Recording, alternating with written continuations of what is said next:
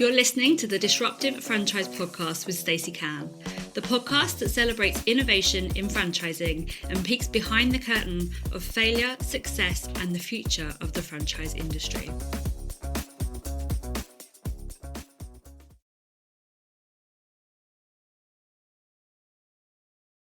%99 of your problems can be solved by talking to your customers. So we don't expect our customers to give us every solution, not at all, but we can listen, probe, and then from there build something that, they think they need, because sometimes a provider doesn't necessarily know what they need because they're so ingrained in doing the same process over and over that, the thought of having all of your payments instantly reconciled would be like, that would be impossible for that to happen. To never chase an invoice or to have your tax-free childcare automatically reconciled, or for a franchisor to know how effective their marketing is, but then to bring that to life, so then that franchisor can make a business-based decision on marketing, on where they focus it. So yeah, my top tip is just listen to your customers. Hi everybody, welcome to this episode of the Disruptive Franchise Podcast, kindly sponsored by Bookwhen and Make Your Mark podcast agency. This week I've got the fabulous Jack Curtis from Pebble joining me. Hi Jack.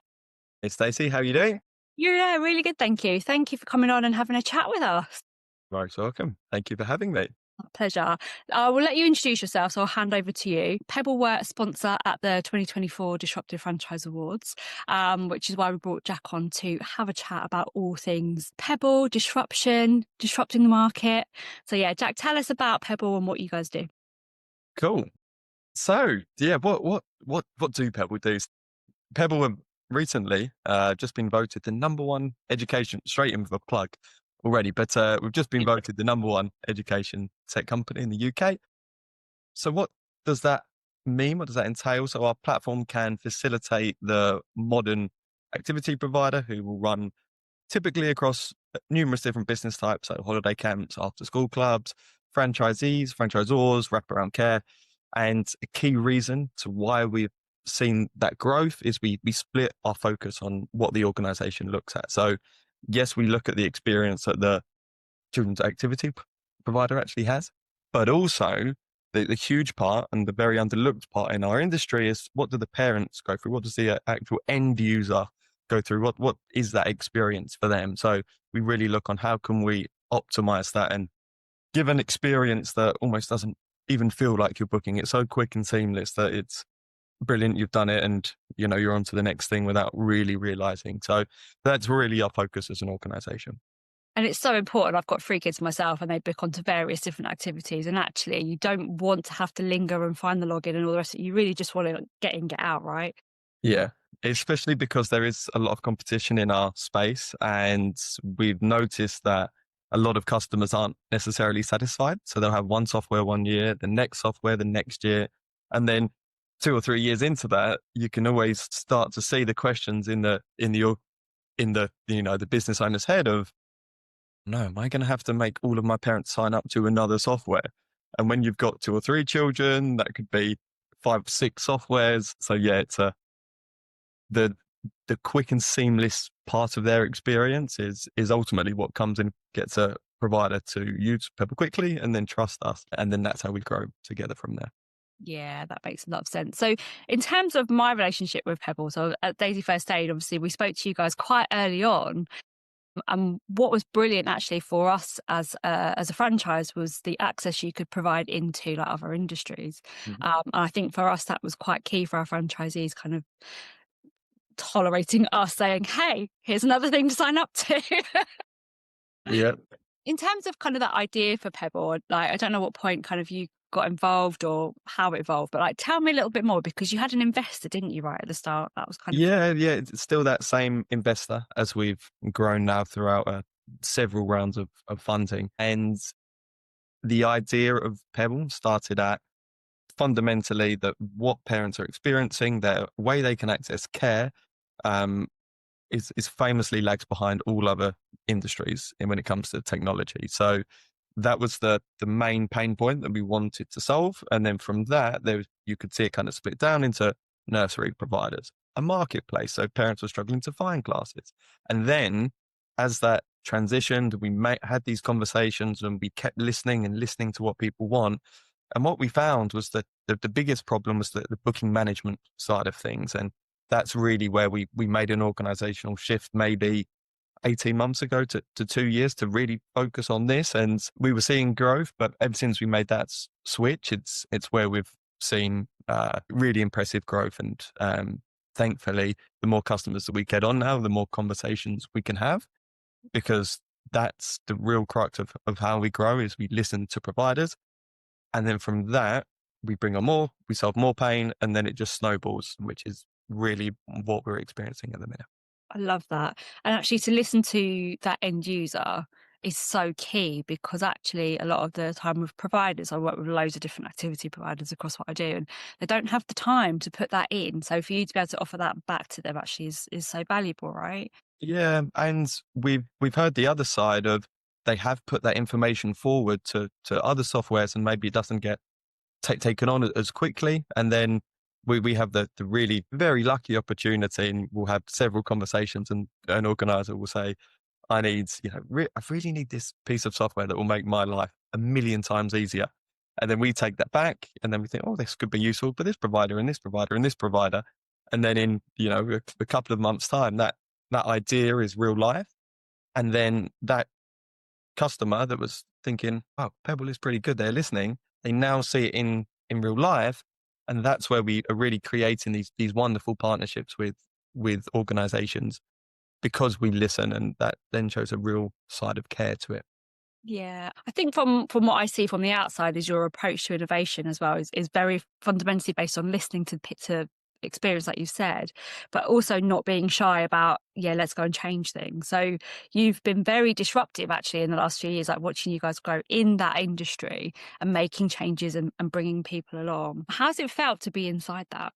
It's pretty relentless. The more we spend time in the education space, the more opportunity there is, the more problems there are to solve. As it started as a marketplace where we can give exposure, that then turned into booking management. And then from booking management, it was after school clubs or community-based classes, maybe that's run by a franchise. That then turned into holiday camps. From that turned into processing tax-free childcare. From that turned into a wraparound care facility and working with schools and boards and governing bodies. So the more you scratch the surface, the more impact we can have. And thankfully, because believe it or not, given how much I'm talking, we actually really love listening. And the more people we can listen to, I think the bigger picture we can build of the education space. At the point where you came into Pebble, Jack, how much has changed in that landscape since kind of like that? Like you say, you've gone through so much, you've added so much in. What's been the biggest development for you since you've been a part of it? So to go from no customers to well over 1,000 customers, being right here. Still actually remember the first meeting that we had when we was launching the marketplace, and we all sat down and we had a walkthrough of what it was going to look like. And then we were told, and then we'll put payments in 6 weeks time. And we was like, what? We can't take payments. So from literally that early on, and then now to being crowned the number one ed tech company in the UK, voted by Time magazine and 44th over the world, was quite a crowning moment for us in terms of that was based off revenue generated. So that was why we've seen so much growth. And that's an incredible achievement, isn't it? Like you guys must have had a big party for that one. Yes, we did, but I think it's we see a milestone, and from that it's then how can we move on to the next milestone? And we know that we might only surface 3 to 4% of the market currently, and we know there's tens of thousands of providers out there. So I think that we were only just scratching the surface, so we don't want to celebrate too hard yet. We still know that there's a whole world out there for us to get off. Love it. Absolutely love it. And what is next for you guys? Because I see you, and wrongly or rightly, I see you guys as very much UK providers, and I see you popping up everywhere. Like, is the world your oyster? Are you heading out, or? It's certainly the plan. There's a lot of opportunity, and it's just making sure that we pick the right opportunity. There's so many organizations that work in so many different continents, but each continent comes with its own challenge. For instance, if we take North America, maybe the language side of the platform is fine. But then if we go to maybe the UAE, then that's a bit more of a challenge. So when it comes to language, but maybe less on compliance, we're really just weighing up every option. But yeah, I'm sure there'll be some international expansion soon. Would get that. It's that thing is that I think within franchising, definitely a lot of the conversations that have come up on the podcast have been like, if you could wave that magic wand, what would you do? And a lot of that answer comes from taking it international and, without writing your business model for you. Like, I think a lot of that hesitation is, well, how do I find the providers for X, Y, Z? Who's got the knowledge in that market? And, on the surface, a market is one thing, but when, like you say, when you're looking at compliance and regulation and stuff like that, it's a whole nother ball game, right? Yeah. And when we reach capacity in the UK, I think we can take it much more seriously. But right now, the mission is to just be the largest platform in the UK when it comes to any educational booking. Love it, absolutely. And from a kind of nurseries point of view, you had a huge database of nurseries, right? When Daisy First Aid started working with you, certainly. Like, is that an area that you're still growing in? Yeah, and thankfully it's one that grows organically now. So we know that the sales cycles in nursery industries are quite slower and there's lots of moving parts to it. And so that's still just there in the background. But yeah, the base of nurseries is continually growing, and the parents that we can facilitate, and that was the first problem that we solved, continually giving us great feedback of, before famously, if, we've got some parents listening, it was a real challenge to book these extra sessions in nurseries. Maybe you come for your 3 allotted days, but if it fell outside of that, maybe you're ringing up as soon as that nursery opens, or you're scrambling to ask grandparents for some care. But now, thankfully, you can just log on and book care instantly. So it means that the nurseries generate more revenue, parents get more care, and ultimately the child is fundamentally looked after, which is the most important thing. Amazing. Please, can you move into doctor surgeries? Maybe one day. It's a whole other marketplace. You get the parents on board though. Brilliant. So last year you guys sponsored the Revolutionary Award in Disruptive. What made you guys get involved with Disruptive Franchise Awards in the first place? So firstly, we was actually nominated for the award. So we was up for Team of the Year, which is again a testament to the team. And if you look at our reviews, yes, we are a software-based organization. However, if our reviews, it's the service speaks to the volumes. And again, that's a testament to getting this nomination to be Team of the Year. And then from that, it was, the disruption is at the core of everything that we do. So to be involved with something like a disruptive franchise or organization was, just exactly what we needed as an organization to work with, because it's when you get the same heads in the same room, I think you can really, that knowledge compounds and those ideas grow, and you can really turn, just a whiteboard session into something pretty cool. Yeah, I love that. What I love about the awards, actually, so this is my first year running them, but I've been involved for various different reasons over the years. And what I love about it is you've just got this room of really open thinkers in a market that really is built on compliance. We want everyone to comply in the industry, but actually without that disruption, we can't grow. And what I really love about the awards is that we're looking at disruption within the franchise market, but also, like yourselves, disruption in how franchising has gone and disrupted the market that the business operates in. So yeah, that's I see the alignment there for sure. Awesome. If someone's listening now, Jack, and they're like, okay, I would love to be more disruptive, what tips would you have for them? Listen, this will be a common theme, but for sure, listen and don't assume. There's a quote that, 99% of your problems can be solved by talking to your customers. So we don't expect our customers to give us every solution, not at all, but we can listen, probe, and then from there, build something that, they think they need, because sometimes a provider doesn't necessarily know what they need because they're so ingrained in doing the same process over and over that, the thought of having all of your payments instantly reconciled would be like, that would be impossible for that to happen. To never chase an invoice, or to have your tax-free childcare automatically reconciled, or for a franchisor to know how effective their marketing is. But then to bring that to life, so then that franchisor can make a business-based decision on marketing, on where they focus it. Is it a territory? Is it a sector? Is it after-school clubs, or is it holiday camps? And from that, they can then grow their organization, which is growth for them, brilliant, but also growth for us too. So yeah, my top tip is just listen to your customers. I love it. How important are the metrics? Because I imagine as a tech company, you guys, and as you just said there, like from a franchisor point of view, making the right decisions to go in the right places, like what importance do you guys place on data? Yeah, so we track every single element for how long it takes someone to build a listing, for how long that takes a parent to book that class, on how they're booking. Do they book on their mobile? Do they book it on a computer, a tablet? Do they then pay with Apple Pay, Google Pay? Is it a payment gateway that we use, like Klarna or Amazon Pay, for instance? So that is all then looked at to the amount of seconds a parent is actually transacting, and we know full well what that time is and how much quicker we are than our competition. And it's not just to sit there and be like, okay, brilliant, we're half the time. It's brilliant. How can we make that 75% quicker than our competition? And it's constantly looking and iterating on how we can improve for the parent, therefore improving the life of the activity provider. Yeah, I love that. Really love it. What's I don't know if you'll be able to tell me or not, but what does the future look like for Pebble?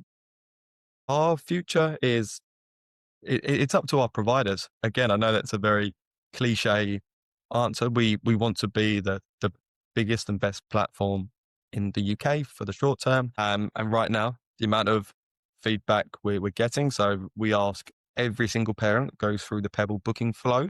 Right at the end, we say, what was your Pebble experience? So we're currently at 4.94 out of 5, which is, great from, hundreds of thousands of booking each month. But what we're not 5. So how can we continually improve that? And what we see is, for instance, it was higher than that, but then as we started to look at wraparound care, that review rating started to drop.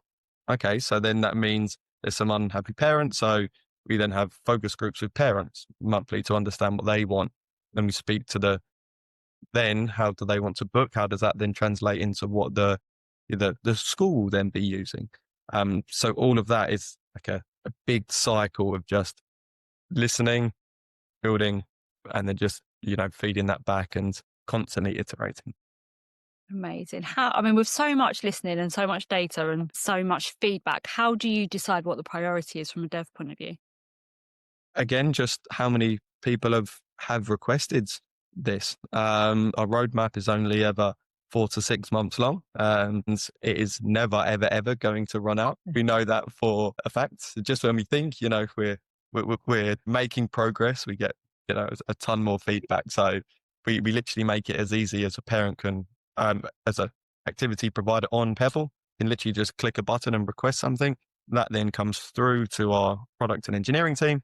We then make a decision based on, what that company needs, how quickly we can implement it. Can we improve it? Or actually, is there a different way that we can think about doing it? And all of that is then taken into account. Who else will it benefit? And then that's how we make our decisions. I used to work at a tech-based company, and it was always the hardest thing, like as one of many, to get your idea like on the roadmap. Like you have to really fight for it. Yeah.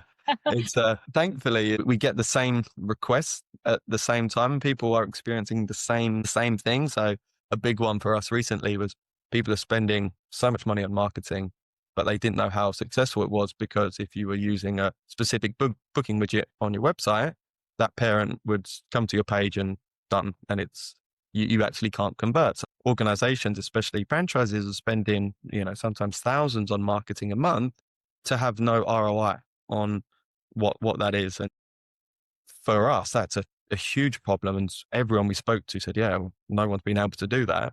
And that's what we want to hear the most. And, our engineers will take that as we'll give that a go. And then the next thing, it's a live working product. So that's certainly it for us. When someone says they can't do it, we'll be the judge of that.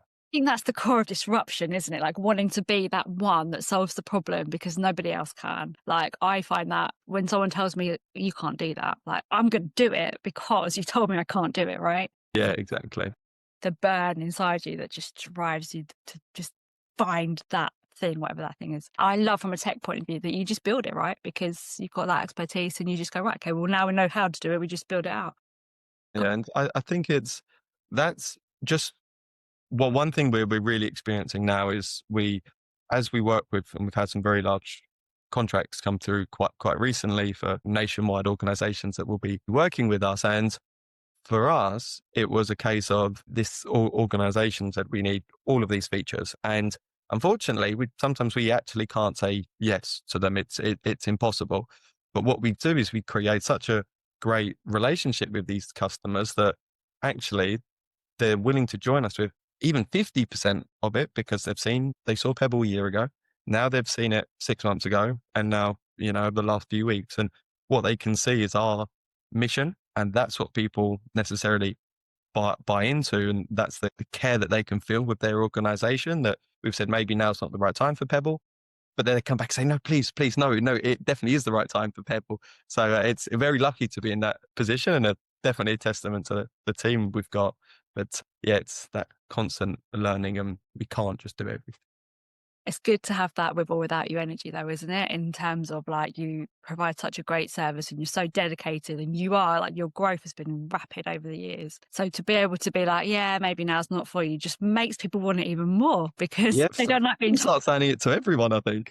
It's do you know the philosophy of the cat charmer? You heard this one? So for those that haven't, so the cat charmer is you go into a house, if you're like desperate for the attention of the cat's just not interested. So it's quite a big marketing strategy. So what you do is you go in and you ignore the cat. And then the cat's desperate, absolutely desperate for your attention. So they'll, purr at you and like wrap around your leg and like you can't get rid of it. So yeah, it's a good marketing technique. That's good for sales. We have to ask about AI because you guys are predominantly a tech business. Like, is AI something that you guys are kind of actively using? Like, what's your plan with AI?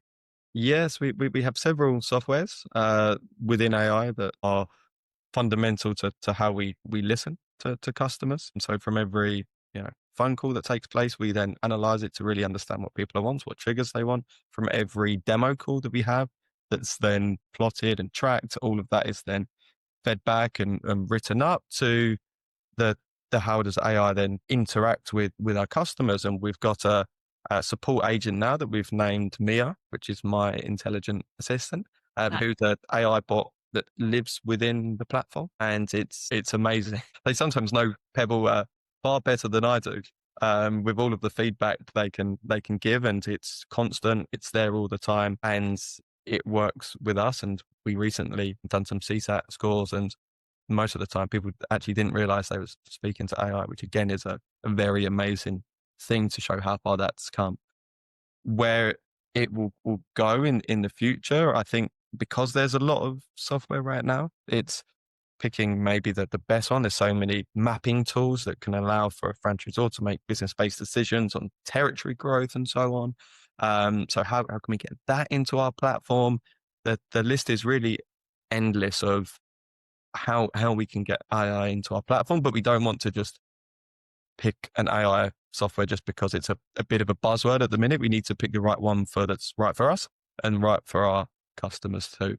It's getting that balance, isn't it, of the personal versus like, using it for big data sets and the analysis just obviously makes sense. But then how does it continue to enhance your customer experience and your experience as a dev team, right? So amazing. Jack, if you could do anything, if we waved the magic wand for you and you could do anything absolutely guaranteed not to fail, what would you be doing? Just it's a bit cliche, but to continually build our ecosystem, we will not fail. So it's like the wand's been waved on it already, but for us, we have really only scratched the surface of what we can build within the space, what we can do within the space, the amount of parents that can use our software, and most importantly, how can we make these enriching activities for children at the forefront of everything that we're doing. And we know that from all of the conversations we've had, we want providers to play to their strengths. And we speak to football coaches that started massive football organizations now because they love football. And actually they're getting so bogged down on spreadsheets, invoicing, same way, maybe a dance school is not able to sell merchandise through the booking experience. And then they're reconciling that back later, all of these things where we can allow someone to play to their strengths, have more time in that classroom environment so that children get more attention, they can have better opportunities, better classes. And that all starts with the Pebble software. So it's a big old chain from there on out. But yeah, it's just to go back to your kind of question, building what we're doing right now for us is going to happen.